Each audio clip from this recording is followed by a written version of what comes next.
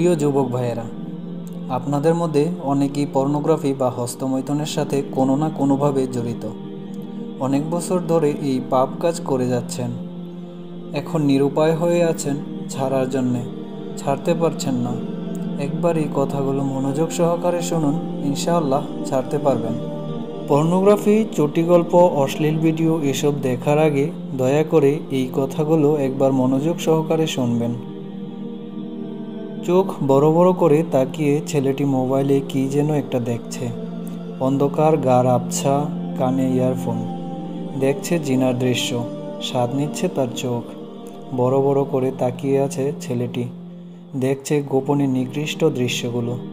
নিস্তব্ধ রাত, 11টা বেজে 20 মিনিট। নেকেট দেখছে বা অবৈধ কোনো নারীর সাথে জিনার আলাপ করছে নিভৃতে। কত স্বাদ গুনাহ করতে। হঠাৎ আচমকা শরীরটা ঝাঁকুনি দিয়ে উঠল। ছেলেটির মনে হলো কে যেন ঢুকেছে রুমে, কিন্তু রুমের দরজা তো আটকানো। কি ব্যাপার, কে ঢুকলো রুমে অন্ধকারে?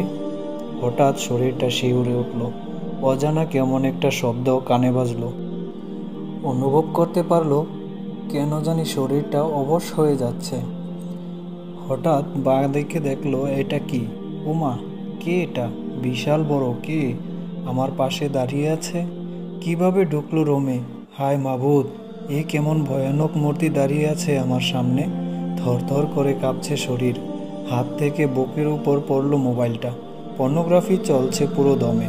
মোবাইলটা বুকের উপর থেকে পিছলে ছেলেটির পায়ের পাশে গিয়ে পড়ল, কিন্তু চলছে উলঙ্গ নারী পুরুষের জিনার ভিডিও। হয়তো মৃত্যুর ডাক পড়ে গেল তার। সে দেখছে মালাকুল মউতকে, দাঁড়িয়ে আছে মৃত্যুদূত। একটু আগেও দেহটা ছিল অনেক গরম, কিন্তু মুহূর্তেই জিম মেরে ঠান্ডা হয়ে গেছে। মৃত্যু আজ তার সামনে। মনে মনে ভাবছে, হায় আফসোস, একটু যদি তওবা করতে পারতাম, কিন্তু সময় যে আর নাই। ছেলেটি পাপ ছাড়তে পারেনি, এর আগেই ডাক পড়ে গেছে মৃত্যুর। সময়ও পায়নি তওবা করতে। মোবাইলে ছিল অগণিত উলঙ্গ ভিডিও, ছিল কত রং বেরঙের সুরেলা গান। ডিলিটও করতে পারেনি, তার আগেই মৃত্যু হাজির। কিন্তু ডাকছে তাকে, আসো হে নাপাক আত্মা, আসো হে নাপাক জালিম, নফসের উপর অত্যাচারী রূহ।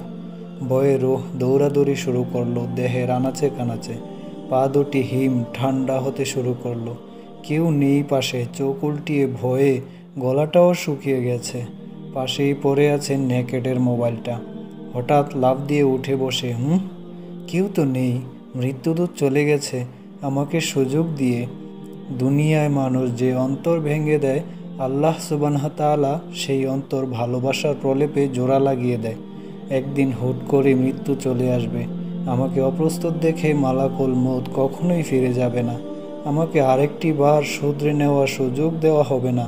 পরকালের পথে ছাড়াই যখন জীবনের পরিসমাপ্তি ঘটবে, তখন কেমন অবস্থা হবে আমার?